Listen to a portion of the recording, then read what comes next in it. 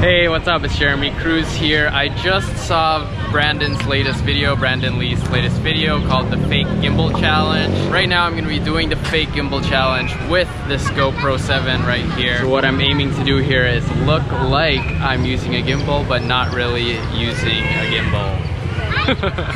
Alright, let's try it.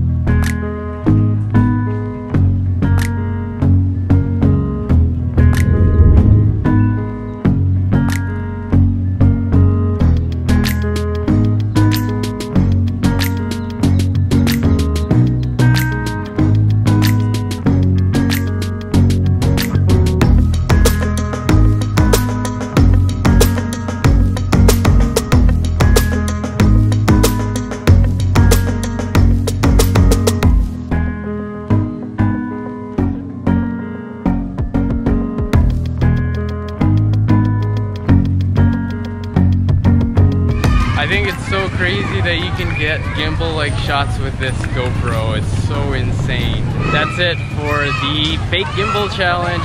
So now I pass this challenge on to you.